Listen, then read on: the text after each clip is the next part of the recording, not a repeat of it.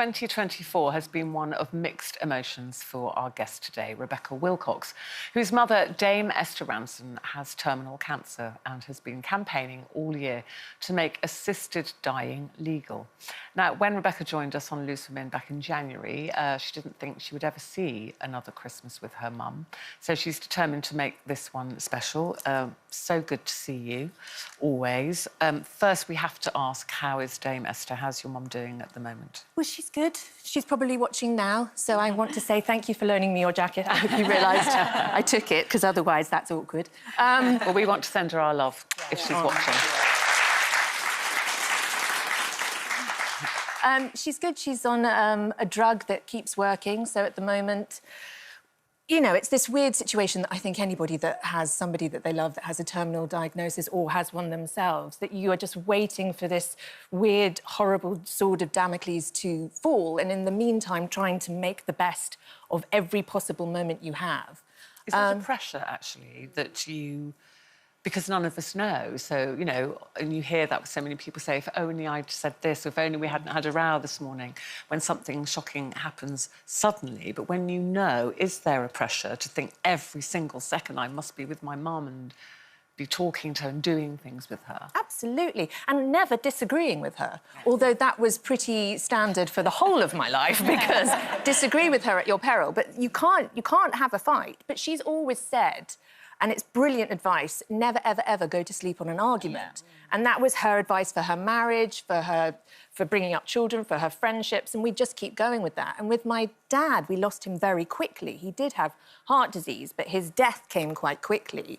And so we never got a chance to say the things that we're saying. But I think she's a little bit annoyed, because she always says if you're going to say you're leaving a party, you should damn well leave it. And she hasn't, and I'm really pleased she hasn't. Yeah. I'm just... all must be. I mean, you really, really celebrated last Christmas, didn't you, and went to town with it, because you thought maybe you wouldn't get another one. But luckily, you have. So what are your plans for this Christmas? We're going mad. Oh, really? We're going mad. There is not a surface in my house that isn't glittery. You guys would fit in beautifully. In fact, you are angels, so come. But everything is glitter, everything is sparkle. She thinks it's a bit much. I don't think it's enough. I think we have 3 turkeys. Oh, wow. We've got all the trimmings, and considering my sister is quite kosher, that's not great.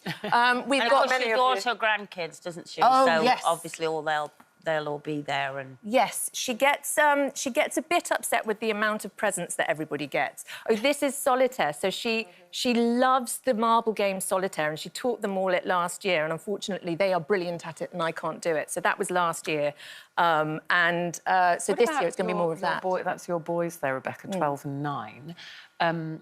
Did you tell them about your mum's diagnosis, or did they just work it out for themselves? How are they dealing with it? I think we went with the open and honest route, which is not for everybody, and I understand everybody does it their own way, but we decided that it's going to be too much, that there's going to be secret conversations in corners, too much, and they are really aware. So their whole behaviour around mum has changed. They would do more quiet games with her. It used to be pillow forts and Nerf gun fights, which she was excellent at. But now it's more Scrabble and solitaire and story time. And, you know, we decided to tell them everything. There's no real gory details yet, so it's just we're in a holding pattern. But they really, you know, I said to them, shall we go down and see her? And my eldest was like, absolutely, we should always go and see her. And it's when they say things like that, you realise they're so aware. They are. Yeah. They're always listening as well. Yeah, of course. You can't really hide anything from them. No. I mean, obviously, it's absolutely wonderful that she's still with you this Christmas, and she's also been alive to see the assisted dying bill, which I know she and you both invested a lot of time and energy in supporting, at least pass through its first stage. Was she euphoric when it was announced? We were both completely baffled and bamboozled by the whole process, because we just thought it made such sense that people that have a terminal diagnosis anyway could could take their lives in a manner of their choosing at a time of their choosing without any pain. And there was a brilliant MP who stood up in the debate and said, this is not life or death, this is death or death. Yeah. It's a way of choosing another way when you're already dying. But that's what I wanted to ask you about, because obviously with your mum, she has a terminal diagnosis, and it's amazing to watch the pictures of her playing games with her grandchildren and so on, because her brain is still very much alive. But obviously this bill doesn't cover all kinds of other conditions that people die of very slowly. And, you know, my mum, for example, you know, who has very bad dementia. I wonder how much further you'd like to have seen it go, or whether you think that this is the tolerable level. I think, weirdly, for such an advanced, social, caring country that has brilliant institutions like the NHS, really seems to have a fantastic welfare system, we don't look after people at the end of their lives. We really don't. We've got fantastic palliative care where it works, but it's patchy. It's a bit of a postcode lottery. And the doctors that work in palliative care are guardian angels, but what they say about palliative care around the world in jurisdictions where they have assisted dying is that it's just another tool. It's another way of easing the end when it's already coming. There are so many things I would like to add to this bill, but I just want to make sure that we are forward-thinking and using common sense and get this one past the post. It's not something that I would ever open up to a disability or a mental incapacity. It's all about safeguarding people as well as making the end gentler, more compassionate and kinder. Would you join Dignitas? Yes. Yeah. But there are other death services out there, I feel I should say.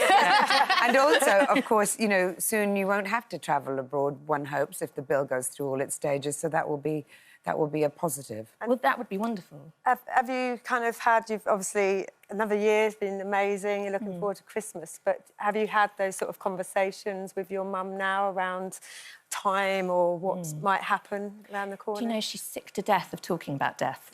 And I try to get the conversation going in terms of what we need to know.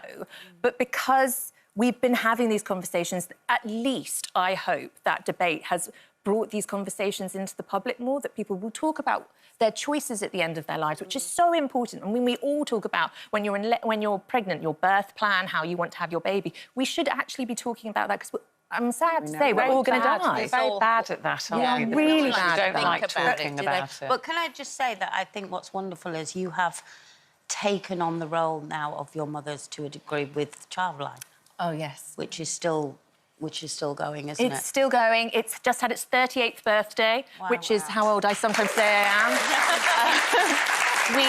We deliver nearly 200,000 counselling sessions a year. We're still not answering all the calls. Actually, wonderful Charlene White is presenting Merry Little Christmas in Chelsea at Cadogan Hall tonight, if I'm allowed to say. There are tickets still available. It's just a Christmas concert raising. Well, we've got the outfits. Yeah. Ready to go. Come and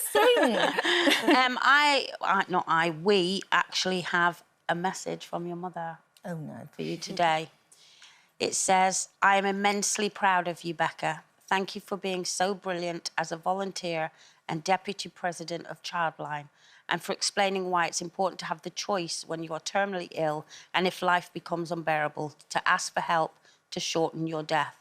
And above all, for bringing into my life your lovely husband and fabulous sons. Aww. I owe you so much for the joy you have brought me all your life. Trying to make you cry. She's trying to make me cry. Oh, my goodness. Oh. She did not tell me she'd done that. She's a sneaky one.